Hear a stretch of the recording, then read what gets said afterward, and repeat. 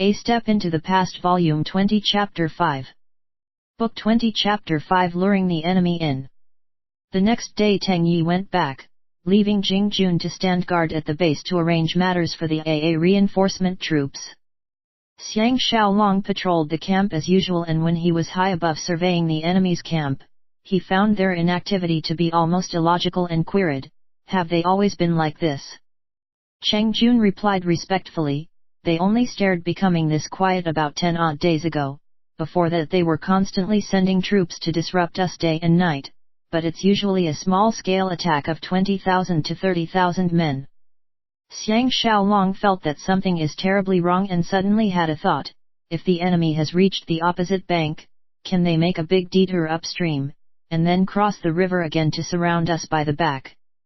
Cheng Jun replied, "General Meng has long thought of this point and deliberately placed fire beacons along the river. Once the enemy is sighted, the beacons will be lighted immediately. Besides, the river is wide and its water rapid with tall cliffs on both sides of the bank. There are no bridges as well, so even if our enemy have such intentions, I'm afraid it'll be extremely difficult to accomplish." Xiang Xiaolong is still worried and instructed Zhou Yang, who was standing on his other side, "Send Eagle King to the opposite bank to have a look. It'll be better if he can fly a little further." Zhou Yang set off gladly to follow up on his order. Ever since he got Eagle King, Zhou Yang seemed to have changed into another person.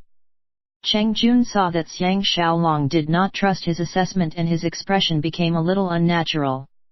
On seeing that, Xiang Xiaolong said with a smile, "General Cheng, please do not take this to heart. In war, anything can be changed and we're never far from these 4 words. Unexpected tactics brings victory. For Pang Nuan to enjoy such reputation, he must be a capable person. That's why I have to be on the alert against any surprise tactics he may have that we will not expect. If my guess is correct, Pang Nuan must have set up temporary floating bridges with thick ropes upstream of where our scouts will find difficulty in reaching. Once they have crossed the difficult river, they'll keep the floating bridges and move up behind us and repeat the same thing with the floating bridges and let their army cross the river swiftly. Ha! No wonder they had to wait for our reinforcements to arrive before they attack." Cheng Jun was speechless on hearing this and secretly commented to himself that you're the great general, of course you can say whatever you like. Xiang Xiaolong pointed at a dense forest on the right near the hills and continued, "If I'm Pang Nuan, I'll order men to hide the chariots and heavy machinery etc. in the woods and camouflage them with branches and leaves, so when the time comes for them to attack us, the distance needed to move these things will be shortened." Cheng Jun replied, "I'll take note of that." Xiang Xiaolong guffawed, "Is General Cheng thinking of setting fire to the whole thing?" Cheng Jun was taken aback. "That dense forest is close to the enemy camp and with ditches and forts everywhere, how can we get near enough to set fire?" Xiang Xiaolong pointed at the tall hills on the left and said, "Climb up that hill and you can throw down the torches, but it is most important to time the use of this tactic correctly. If it's used when the enemy is attacking, it will cause the greatest effect." Cheng Jun was astounded and replied, "I understand now." The both of them discussed the various ways they can block the enemy. Because they have to at least make a show of trying to fend off the attack for a few days before pretending to be defeated and retreat, otherwise no one would believe in their act. Right at this time Zhou Yang returned with Eagle King and said excitedly, "Great General has indeed predicted correctly.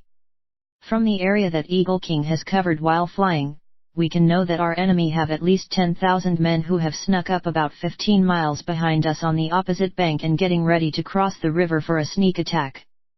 Cheng Jun immediately broke out in sweat and said with shame, "I will immediately tighten defenses around that area." Xiang Xiaolong exclaimed, "Hold on! Won't this be as good as telling them that we've seen through their secret plan?" He reached out his hand, intending to touch Eagle King, but on seeing it turn around with its beak open and ready to attack, Xiang Xiaolong hurriedly retracted his hand in fright. Zhou Yang said apologetically, "I deliberately trained it not to get close to anyone else. I seek great general's forgiveness and understanding." Cheng Jun was more anxious about the enemy crossing the river and asked with utmost admiration, "So what should I do?" If we allow the enemy to get behind us and cut off our paths, followed by a frontal assault, we'll be in dire situation. Xiang Xiaolong did not reply him first but said to Zhou Yang instead, Brother Zhou will be in charge of taking note of our enemy's activities on the opposite bank. You can rest during the day but once it's dark, you have to be extra vigilant. Zhou Yang asked excitedly, so should I go back to the tent with Eagle King now and nap? Xiang Xiaolong chortled, exactly. After Zhou Yang left, Xiang Xiaolong told Cheng Jun, General Cheng, you don't have to worry.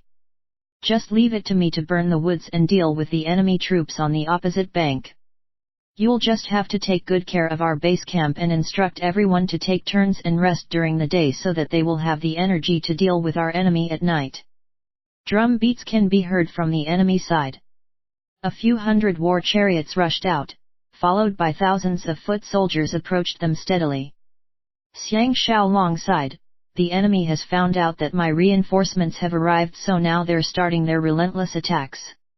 He turned towards Cheng Jun and added, now do you understand why I said they can only take turns to rest? Cheng Jun replied with total admiration, I am enlightened. Xiang Xiaolong was secretly finding it comical that he is winning because he has 2,000 more years of military knowledge. He just have to randomly choose one or two beautiful tricks from famous ancient wars and he'll be able to make use of them. He immediately snuck out of camp with the 18 warriors and rode along the bank upstream. Just like what Cheng Jun has said, there were tall fire beacons every 10 miles along the way, each about 50 feet high, and at the platform on top there was a wooden beam about 30 feet tall with a horizontal board which can be moved up and down the beam so that the soldiers can climb up to look far away. At the edge of every board there was a large cage stuffed with hay. If they see traces of the enemy, it will give out smoke during the day and fire during the night, and with the appropriate signal, inform them of the enemy's numbers and distance. There's also a huge drum at the top of the platform, made for long-distance communication. But in Xiang Xiaolong's perspective as a special task force member, as long as the night is dark with no moon and making use of floating devices, it's not impossible to cross the river and get rid of the signal men atop these beacons. Once he thought of this, he shuddered, already knowing what the enemy is waiting for. They are waiting for a dark and moonless night, when dark clouds will cover the night sky. Only under such a situation will they be able to carry out the sudden sneak attack by moving their troops across the river. Xiang Xiaolong came to the where Zhou Yang had pointed out, about 20 miles upstream, and realized that the water is less rapid around this area and there are no dangerous cliffs on either side of the bank, an ideal place to build floating bridges to cross the river. And it just so happens that there is a beacon there as well. From this it can be seen that when Meng Ao was building these beacons, he did put a lot of effort into it. By now he knows what he should do and went back to camp. The war cries of the enemy as well as their own men rang in the front lines, but the soldiers at the camp are also used to it, and those who have been given permission to rest are all sleeping, seemingly immune to the deafening battle drums and cries. Xiang Xiaolong went around on inspection and gave encouragement to the troops. He felt like he's the Minister of Defense who is visiting the hard-working soldiers at the front line, as everyone cheered when he approached and morale was boosted. In the wars of ancient civilization, the morale of an army can directly influence the success or failure of a battle. When he returned to his commander's tent, he saw Zhou Yang feeding fresh rabbit meat to Eagle King. As it turned out, he was unable to fall asleep.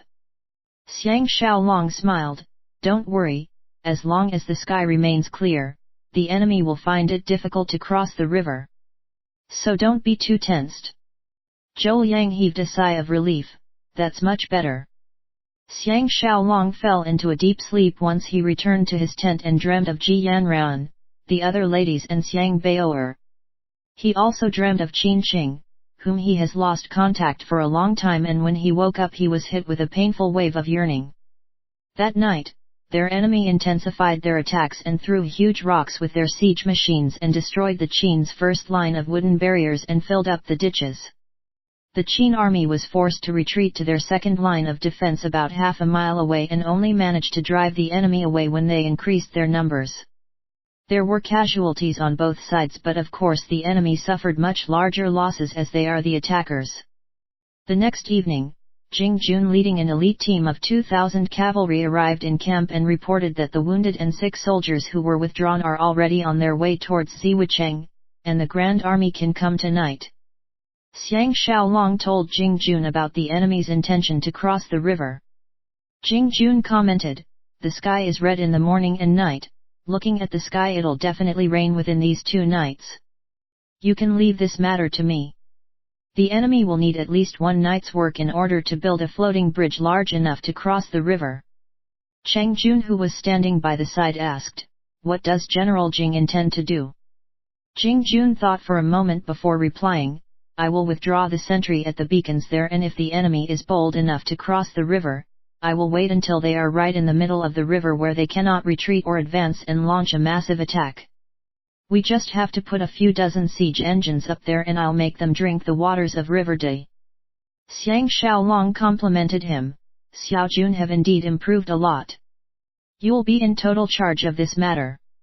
Just remember that you must bring Zhou Yang with you." He then asked Jing Shanin and ordered him, Wu Guang, Wu Da and Dan Chuan to prepare torches and to climb the hill to burn the forest once it's night. After the various teams of men have set off, Teng Yi's AA reinforcement troops arrived. Dotted across the hills were campfires and lights, most of them were lanterns hung up in the air. There were only a few thousand men, but it was made to look as if an impressive tens of thousands men were there. That night, dark clouds indeed covered the sky. The clouds were thick but yet to rain, a most opportune time for sneak attacks. Xiang Xiaolong went up the viewing post at the front line and saw that their enemy has gathered a large group of chariots, horses, and foot soldiers with a few thousand siege engines and were preparing for a massive attack.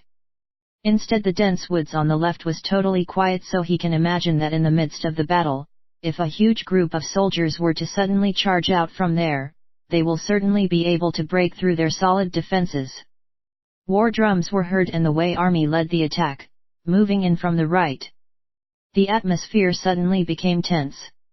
On the left near the bank, the Zhao army followed by moving in as well, and immediately their morale was greatly boosted. After working with each other countless times, the coordination of the coalition army is now flawless. No wonder that the Qin army has to take a defeat every time. The war drums sounded again and close to 1,000 chariots rushed out from the middle of the enemy formation, followed by tens of thousands of archers behind them. Because they do not have cumbersome machineries like the siege machine, they were able to overtake the Wei and Zhao armies on both sides in an instant and come straight at them. The chariots were about 10 feet wide with 2 huge wheels on the sides, pulled along by 4 handsome horses.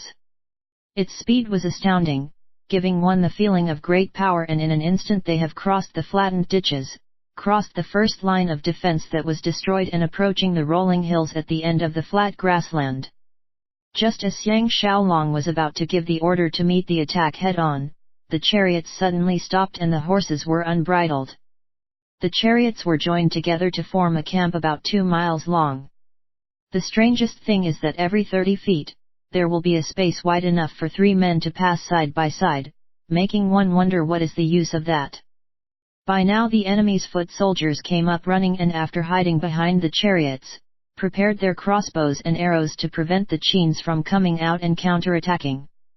As the chariots were out of the range of the siege machines, Xiang Xiaolong had no way of retaliating. Cheng Jun sighed, "Great General's prediction is correct. Our enemy's move is to block our way in front, and if they can really attack us from the back, we'll definitely cannot escape from the fate of being exterminated." At this point in time they saw another team of vehicles coming up, but it's no ordinary chariots but cumbersome supply trains. It advanced at an achingly slow pace, even with 8 donkeys they were dragging them with much labor, so it's obviously those vehicles are filled with things like rocks. Only now did Xiang Xiaolong and Cheng Jun understand that the gaps that the chariots left in between earlier is to let these rocks vehicles pass to build another layer of base defenses nearer to themselves. If they were to allow the other party to build up this vehicle base, their second line of defense may very well be breached by tonight.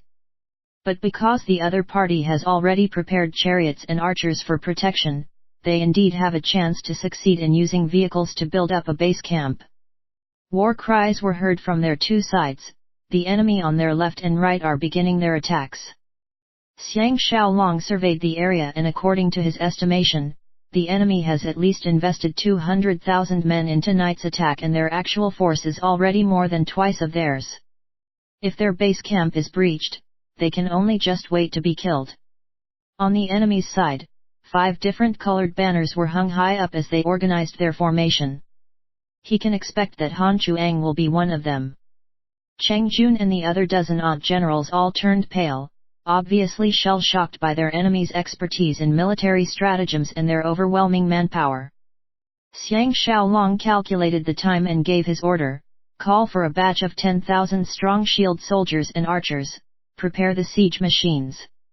When the dense forest on the left side is on fire, leave camp immediately and attack to destroy the enemy's vehicle fortress. They immediately went to carry out the orders. War cries were heard again.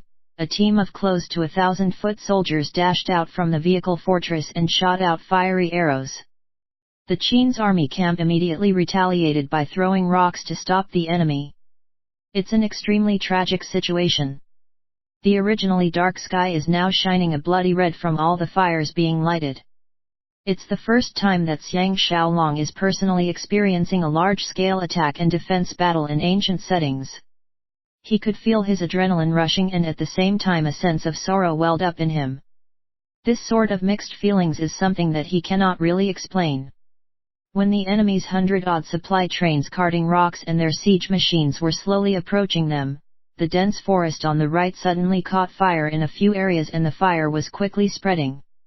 Just as Xiang Xiaolong expected, countless soldiers who were in hiding ran out in alarm from the forest. Most of them were riders who are the most reflexive. The morale of Cheng Jun and the others were greatly boosted, and their confidence in Xiang Xiaolong soared as their enemy started panicking. The war drums of the Qin army started beating as their gates opened, and 3 groups of shield soldiers advanced forward with the archers following behind, launching a counterattack before the enemy's vehicle fortress had a chance to be formed again. About 10,000-odd cavalry dashed out from the left and right sides simultaneously, charging it and killing the enemy, and to disrupt the enemy's 2 huge army at the sides. For a moment tens of thousands of men were thrown into the battle, bodies filled the plains and blood flowed like river. Only now did Xiang Xiaolong realize how brave and elite the Qin army is. On first contact they had dispersed the enemy's front lines, killing them so mercilessly that they abandoned their vehicles and escaped. The most fatal blow to the enemy is that their transport vehicles and chariots have now become the stumbling blocks to their escape route, and now the Qin archers can come nearer behind their vehicle base and launch a long-distance attack while the enemy is still in frenzy. War drums were heard again. The Qin's archers now rushed out in a swarm to take over the cavalry, who are now retreating back to camp, leaving behind a mess of overturned and burning chariots in their wake and totally disintegrating the enemy's first wave of attacks. Xiang Xiaolong knows that because the other party wants to coordinate the attacks with the surprise troops who will be crossing the river to attack, they will not give up the battle so easily now. Their own wooden barriers and forts had been destroyed in many places either by the huge rocks thrown at them or burned by the fiery arrows, so he ordered the main force to retreat to the third line of defense. By now the dense forest on the right is all covered in a fiery blaze, illuminating the whole battlefield with a reddish glow.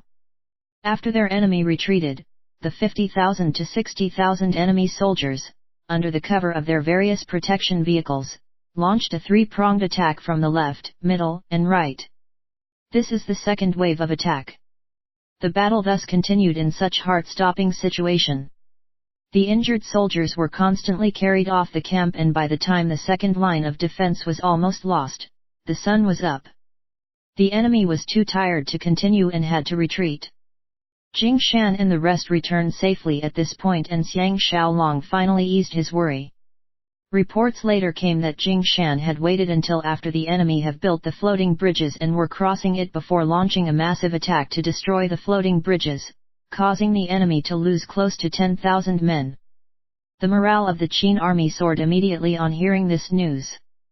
But Xiang Xiaolong knows that they are bound to lose and won't be able to last through this night and gave the orders for men to be retreated in batches. But he did not forget to put up a show so that the enemy won't see through his plan. After breakfast, the enemy launched their attacks again. Obviously they are still unaware that the river-crossing soldiers had met with mishap. They braced themselves until dusk and the second line of defense was finally lost. It's now time for the total retreat. Xiang Xiaolong is the last batch to leave. The whole camp was engulfed in flames, even spreading to the nearby hills so that it will make it difficult for the enemy to come after them. Only in such dangerous mountainous terrains can they make use of such methods to block the pursuing soldiers. The coalition army indeed fell for the trap and ran after them.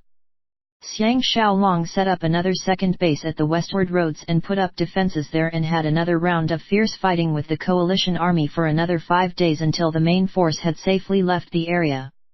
He then made a detour around the camp and escaped, planting traps and spikes along the way so that the enemy's cavalry will have difficulty running after them in full speed. They had a few more skirmishes after that, and pretended to be defeated every time. By the time they retreated until Ziwicheng, Xiang Xiaolong knows that success is already at hand.